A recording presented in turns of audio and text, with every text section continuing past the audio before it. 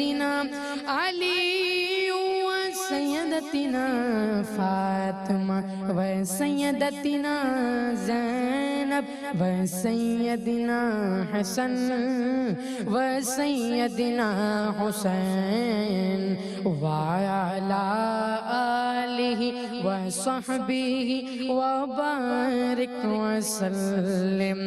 اللہ کے شیر حیدر کرار پر درود، اللہ کے شیر حیدر کرار پر درود، حضرت حسن حسین کے، حضرت حسن حسین کے کردار پر درود۔ اللہم صلی علی سیدنا و مولانا محمد، اللہم صلی علی سیدنا و مولانا محمد۔ ناظرین اکرام، السلام علیکم ورحمۃ اللہ وبرکاتہ۔ پروگرام محبت اہل بیت میں ہم آپ کو خوش آمدید کہتے ہیں۔ ماہ محرم الحرام کی مناسبت سے یہ خصوصی پروگرام ARYQTV پر نشر کیا جا رہا ہے، اور آج اس سلسلے کی آخری نشست ہے۔ ہمارے ساتھ اس پروگرام کے اندر بہت ہی پیارے ننھے منھے کم سن مہمانان گرامی موجود ہوتے ہیں۔ آئیے ان سے ملاقات کرتے ہیں اور پھر گفتگو کا آغاز کرتے ہیں۔ السلام علیکم ورحمۃ اللہ وبرکاتہ۔ وعلیکم السلام ورحمۃ اللہ وبرکاتہ۔ پیارے بچوں، کیسے ہیں آپ سب؟ الحمدللہ۔ ماشاءاللہ۔ تو آج ہم یہاں پر گفتگو کر رہے ہیں کہ اہل بیت اطہار یعنی نبی کریم صلی اللہ علیہ وسلم کا گھرانہ، جن کی شان اور عظمت کے بارے میں ہم نے پہلے بھی ذکر کیا، تو آپ علیہ الصلوۃ والسلام کے اہل بیت کی زندگی میں ہمارے لیے کیا پیغام موجود ہے، کیا لیسنز موجود ہیں، کیا کچھ ہم سیکھ سکتے ہیں، اور یہ محبت کیا تقاضا کرتی ہے۔ تو پیارے بچوں، سب سے پہلے تو ہمیں وہ فرمان نبی کریم علیہ الصلوۃ والسلام کا یاد رکھنا ہے کہ جس میں آپ نے فرمایا احبونی بحب اللہ وَأَحِبُّوا أَهْلَ بَيْتِي بِحُبِّي۔ آپ علیہ الصلوۃ والسلام فرماتے ہیں کہ مجھ سے محبت رکھو اللہ کی محبت کی خاطر۔ کس کی محبت کی خاطر؟ اللہ کی محبت کی خاطر۔ پھر آپ نے فرمایا کہ میرے اہل بیت سے محبت رکھو میری محبت کی خاطر۔ یعنی پتہ یہ چلا کہ رسول اللہ صلی اللہ علیہ وسلم کی محبت در حقیقت اللہ سے محبت کا اظہار ہے۔ یعنی جب ہم اپنے پیارے آقا نبی کریم صلی اللہ علیہ وسلم کی محبت کی بات کرتے ہیں، اپنی عقیدت کا رسول اللہ سے اظہار کرتے ہیں، تو ہم اللہ سے محبت کا اظہار کرتے ہیں، ٹھیک ہے؟ اسی طرح رسول اللہ علیہ الصلوۃ والسلام کے فرمان میں ہمارے سامنے یہ بات بھی آتی ہے کہ رسول اللہ کی محبت اگر ہمیں حاصل کرنی ہے تو ہمیں کن سے محبت کرنی ہے؟ اہل بیت سے محبت کرنی ہے۔ تو سب سے پہلے بچوں ہم یہ سمجھتے ہیں کہ محبت ہوتی کیا ہے۔ دیکھیں، محبت کا مطلب یہ ہوتا ہے کہ ہم عقیدت کا اظہار کرتے ہیں، تعظیم کرتے ہیں، اور اس کے ساتھ ساتھ محبت ایک چیز کے بغیر ناممکن ہے، نامکمل ہے، اور وہ ہے اطاعت۔ یعنی جب ہم اہل بیت سے محبت کا دعویٰ کریں گے یا ہم رسول اللہ علیہ الصلوۃ والسلام سے محبت کا دعویٰ کریں گے تو ہمیں عملاً کیا ثبوت دینا ہوگا؟ پریکٹیکلی ہمیں کیا کرنا ہوگا؟ ہمیں اطاعت کرنی ہوگی۔ کیا کرنی ہوگی؟ اطاعت کرنی ہوگی۔ اور اطاعت کا مطلب ہوتا ہے اوبیڈینس، یعنی کسی کو فالو کرنا۔ تو رسول اللہ علیہ الصلوۃ والسلام کی اطاعت کرنا یہ پریکٹیکلی اس بات کا ثبوت ہے کہ ہم آقا دو عالم صلی اللہ علیہ وسلم سے محبت رکھتے ہیں۔ اسی طرح اگر ہم اہل بیت سے محبت رکھتے ہیں تو ہمیں پریکٹیکلی ان کی اطاعت کرنی ہوگی، ان کے راستے پر چلنا ہوگا اور ان کے طریقہ زندگی کو اپنانا ہوگا۔ رسول اللہ صلی اللہ علیہ وسلم کا فرمان ہے، آپ نے فرمایا کہ میں تمہارے درمیان دو چیزوں کو چھوڑ کر جا رہا ہوں، ایک کتاب اللہ اور دوسرا میری اطرت یعنی کہ میرے گھر والے، میرے اہل بیت۔ تو آپ علیہ الصلوۃ والسلام نے یہاں پر واضح کر دیا کہ یہ دو چیزیں ایسی ہیں کہ جن کو ہم نے لے کر چلنا ہے زندگی میں۔ ہم نے قرآن کریم پر عمل کرنا ہے، اہل بیت کے راستے پر چلنا ہے، جس طرح صحابہ کرام کے راستے پر ہمیں چلنا ہے۔ تو آئیے آپ لوگوں سے بھی ہم یہ جاننے کی کوشش کرتے ہیں کہ آپ میں سے کون ہمیں رسول اللہ علیہ الصلوۃ والسلام کا کوئی فرمان یا کوئی قول صحابی کا ہمیں بیان کرنا چاہیں گے؟ جی بچوں۔ حضرت عبداللہ بن عباس رضی اللہ تعالیٰ عنہ مرفوع روایت کرتے ہیں کہ حضور نبی اکرم صلی اللہ علیہ وآلہ وسلم نے فرمایا، میں درخت ہوں اور فاطمہ اس کے پھل کی ابتدائی حالت ہے، اور علی اس کے پھول کو منتقل کرنے والا ہے، اور حسن اور حسین اس درخت کے پھل ہیں، اور اہل بیت سے محبت کرنے والے اس درخت کے اوراق ہیں، وہ یقیناً جنت میں داخل ہونے والے ہیں۔ سبحان اللہ، سبحان اللہ، مل کر کہیے سبحان اللہ، ماشاء اللہ۔ آپ دیکھیں پیارے بچوں، کتنی خوبصورت بات ہمیں سمجھائی گئی۔ رسول اللہ علیہ الصلوۃ والسلام نے ایک باغ کی مثال دے کر، پھلوں کی مثال دے کر ہمیں سمجھایا کہ کتنی اہم ہے اہل بیت سے محبت۔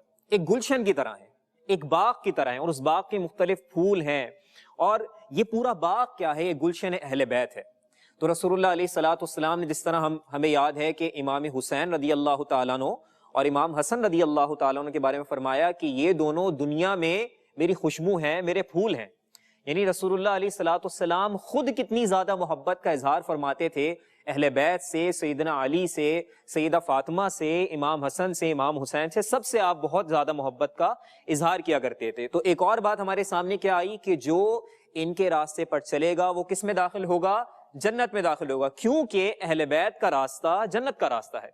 اہل بیت کی زندگی سے ہمیں کیا بات پتہ چلتی ہے کہ ہمیں وہ کام کرنا چاہیے جس میں اللہ کی رضا ہمیں حاصل ہو۔ کس کی رضا حاصل ہو؟ اللہ کی رضا، اور رسول اللہ علیہ الصلوۃ والسلام کی رضا ہمیں حاصل ہو۔ یعنی کوئی شخص جب یہ محبت کا دعویٰ کرے گا اہل بیت سے، تو ایسا ہو نہیں سکتا کہ وہ کام کرے جس میں اللہ کی ناراضگی ہو، یا وہ کام کرے جس میں رسول اللہ کی ناراضگی ہو۔ اس کا مطلب کیا ہوا؟ مطلب یہ ہے کہ ہمیں ہر وہ کام کرنا ہے جس میں اللہ ہم سے راضی ہو جائے، جس میں اللہ کے رسول ہم سے راضی ہوں۔ اور بیٹا ایک اور بات ہم نے یاد رکھنی ہے، وہ یہ کہ جب ہمیں کوئی حکم ملتا ہے اللہ کی طرف سے، رسول اللہ علیہ الصلوۃ والسلام کی طرف سے، تو ہمیں بغیر کسی سوال کیے ہمیں اس پر عمل کرنا ہوتا ہے، ہمیں اس پر عمل کرنا ہوتا ہے، کیونکہ یہی اوبیڈینس کا تقاضا ہے، یہی اوبیڈینس کا تقاضا، اطاعت کا تقاضا ہے۔ تو میں چاہوں گا اگر کوئی اور بھی فرمان رسول صلی اللہ علیہ وسلم یا کوئی قول آپ میں سے بیان کرنا چاہیں۔ جی بیٹا، جی آپ بیان کریں۔ حضرت امام حسین رضی اللہ تعالیٰ عنہ says the most generous person is the one who forgives while in power. ماشاء اللہ، سبحان اللہ۔ تو یہاں سے ہمارے سامنے بات یہ آئی کہ وہ شخص جو معاف کر دیتا ہے اس کی عظمت بیان کی گئی۔ یعنی معاف کر دینا ایک بڑی جرت کا مظاہرہ ہوتا ہے، کسی کو معاف کر دینا۔ جب آپ کے پاس پاور موجود ہے، آپ کے پاس طاقت موجود ہے کہ آپ بدلہ لے سکتے ہیں، پھر بھی آپ اللہ کی رضا کے لیے کسی کو معاف کر دیتے ہیں، اللہ کے لیے معاف کر دیتے ہیں، تو یہ بہت بڑی طاقت کا اظہار ہوتا ہے۔ تو اہل بیت کی زندگی میں ہمارے سامنے کیا بات آتی ہے کہ اہل بیت کی لوگوں سے جو محبت تھی وہ اللہ کے لیے تھی۔ کس کے لیے تھی؟ اللہ کے لیے تھی۔ اور اگر ان کی کسی سے دشمنی تھی یا کسی سے مخالفت تھی تو وہ اللہ کی رضا کے لیے، یعنی محبت بھی اللہ کے لیے اور اظہار نفرت بھی اللہ کی ذات کے لیے۔ رسول اللہ علیہ الصلوۃ والسلام نے ارشاد فرمایا کہ وہ شخص ایمان کی مٹھاس کو پا لیتا ہے جس میں 3 کوالٹیز ہوں، 3 صفات پائی جاتی ہوں۔ نمبر 1 یہ کہ اللہ اور رسول اس کو سب سے بڑھ کر عزیز ہوں۔ دنیا میں جتنے لوگ ہیں سب سے زیادہ عزیز کون ہو؟ اللہ اور رسول صلی اللہ علیہ وسلم۔ اور دوسری بات یہ کہ وہ کسی شخص سے اگر محبت رکھے تو اللہ کی رضا کے لیے رکھے۔ کس کی رضا کے لیے؟ یعنی صرف دنیاوی مفاد کے لیے نہیں کہ مثال کے طور پر ایک شخص سے وہ میرے کام آ جائے گا یا میرے فائدہ کا کام وہ کر سکتا ہے، میرے لیے بینیفیشل ہے تو میں نے اس سے محبت کا اظہار، نو، بلکہ کیا؟ اللہ کی رضا کے لیے، بغیر کسی مادی فائدے کے مقصد کے ذہن میں رکھے، اللہ کی رضا کے لیے بندے سے محبت۔ اور تیسری بات آپ علیہ الصلوۃ والسلام نے فرمائی کہ وہ شخص کہ جو کفر میں جانے کو ناپسند کرتا ہے، جس طرح اس کو آگ میں پھینکا جانا قبول نہیں ہے، یعنی ہم میں سے کوئی بھی نہیں چاہے گا کہ ہمیں آگ میں ڈال دیا جائے، کہ ہم چاہیں گے؟ نہیں چاہیں گے۔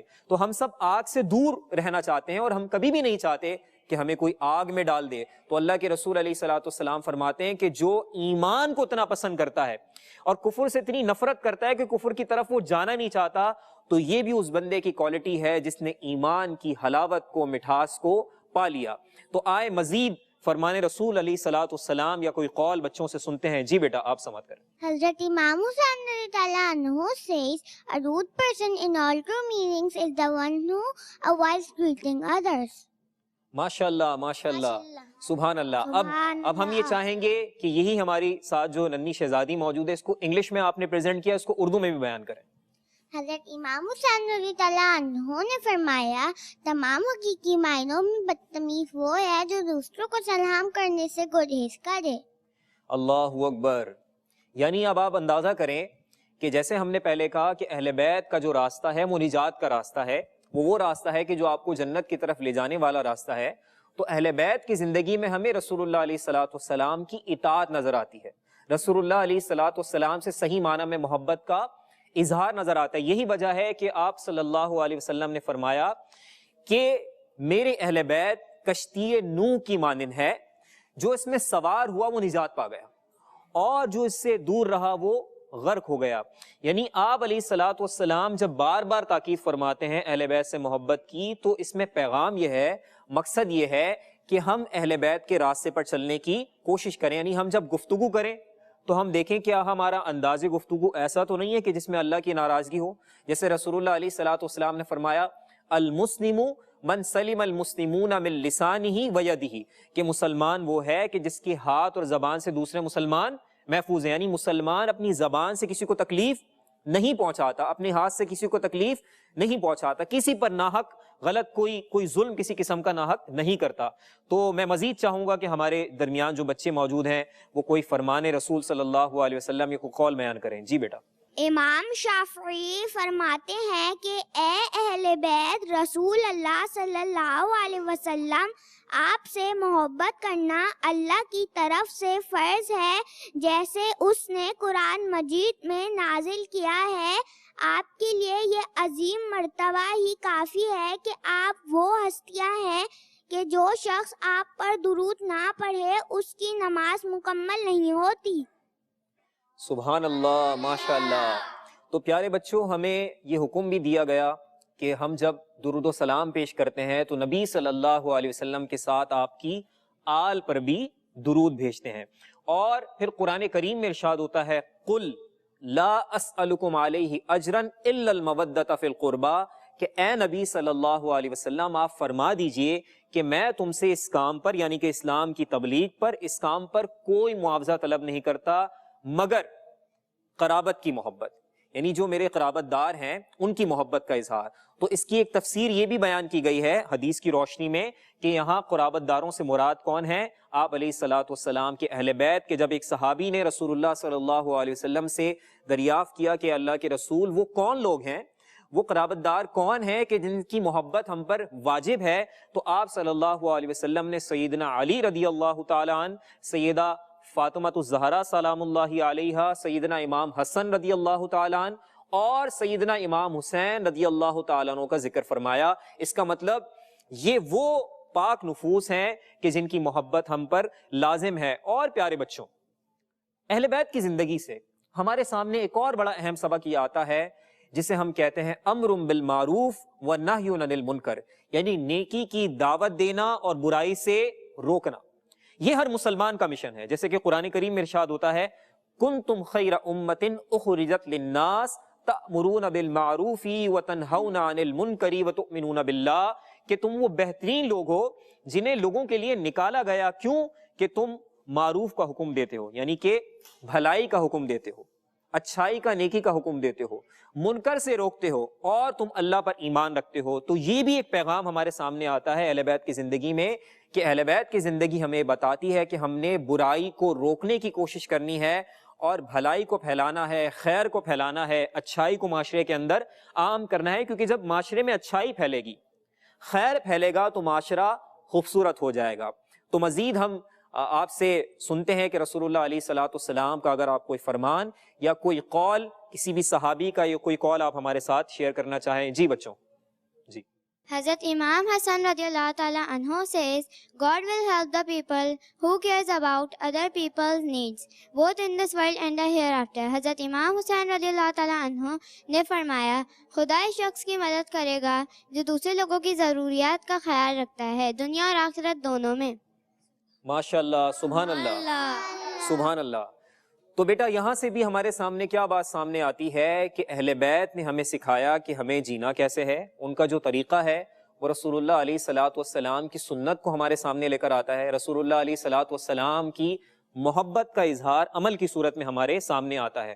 اور یہاں پر مجھے ایک اور بات یاد آتی ہے کہ جب ہم قرآن کریم میں وہ آیت پڑھتے ہیں جہاں اللہ رب العزت نے فرمایا کہ وہ لوگ جو اللہ کی محبت میں مسکین کو, یتیم کو, اسیر کو, یعنی قیدی, ان لوگوں کو کھلاتے ہیں, تو یہ بات ہمیں یاد رکھنی چاہیے کہ یہ آیت مبارکہ، اس کی ایک تفسیر کے اندر یہ بات بھی موجود ہے کہ سیدنا علی رضی اللہ تعالیٰ عنہ اور دیگر اہل بیت، ان سب کے حق میں اور ان سب کے بارے میں جو شان نزول ہے اس کا، وہ ہے آیت مبارکہ کے. یعنی ان کا ایک عمل تھا، وہ عمل کیا تھا کہ انہوں نے 3 دن تک اللہ کی بارگاہ میں جو کچھ ان کے پاس موجود تھا وہ خرچ کیا، روزہ رکھا.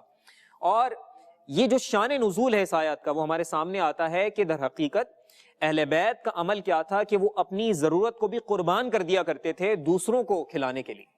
یعنی اہل بیت کے در پر اگر کوئی آتا تھا، ان کے دروازے پر دستک دیتا تھا، تو وہ پھر یہ بھی نہیں دیکھتے تھے کہ ہمارا روزہ ہے، ہمارے پاس افطار کے لیے بس یہ کچھ موجود ہے، بلکہ وہ بھی اللہ کی راہ میں خرچ کر دیا کرتے تھے، لوگوں کو کھلا دیا کرتے تھے. تو یہ اہل بیت کی شان ہے. تو ہمارے لیے سبق یہ ہے کہ ہم نے اہل بیت کی محبت کا اظہار اس طرح کرنا ہے کہ ہم نے لوگوں کی مدد کرنی ہے، ہم نے بھوکوں کو کھانا کھلانا ہے، اور اس کے ساتھ ساتھ ہمیں اپنی زبان سے، اپنے ہاتھ سے اور اپنے کاموں سے ایسا کوئی چیز ہم نے ریفلیکٹ نہیں کرنی کہ کسی دوسرے مسلمان بھائی کو ہماری ذات سے تکلیف پہنچے. میں ایک اور قول لینا چاہوں گا، یہاں پر ہمارے بچے موجود ہیں. جی بیٹا بیان کر. حضرت امام حسین رضی اللہ تعالیٰ عنہ says the most incapable person is the one who can't pray. سب سے عاجز وہ ہے جو نماز نہیں پڑھ سکتا.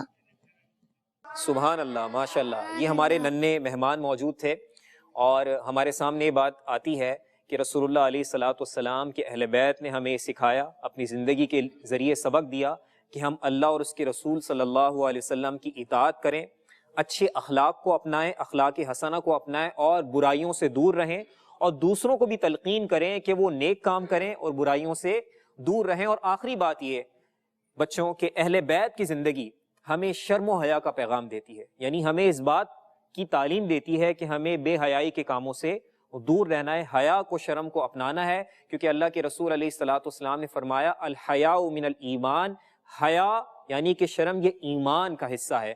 تو آخر میں ہم حسان اللہ حسینی کی طرف چلتے ہیں اور منقبت سماعت کرتے ہیں.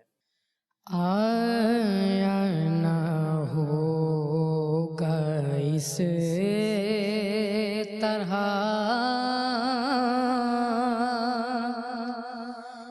حسن و شباب ریت پر گلشن فاطمہ کی تھے سارے گلاب ریت پر جانے بطول کے سوا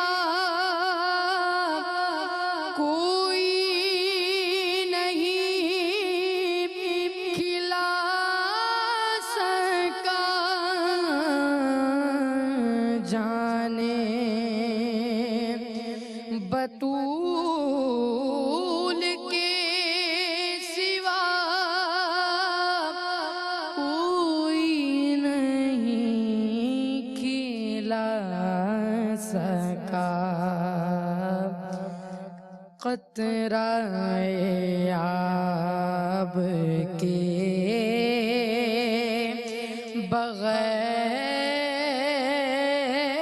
بغیر اتنے غلاب ریت پر گلشن فاطمہ کے تھے سارے گلاب ریت پر عشق میں کیا لوٹا عشق میں کیا بچا عشق میں کیا لوٹا عشق میں کیا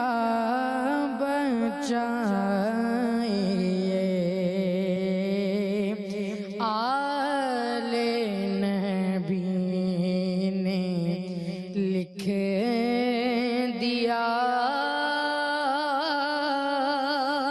سارا نصاب ریت پر آل نبی کا کام تھا آل نبی کر گئے آل نبی کا کام تھا آل نبی کر گئے کوئی نہ لکھ سکا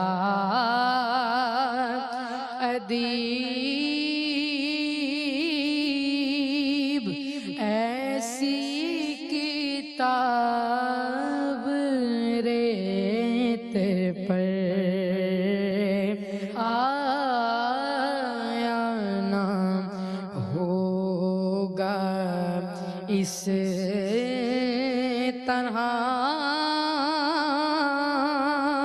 حسن و شباب ریت پر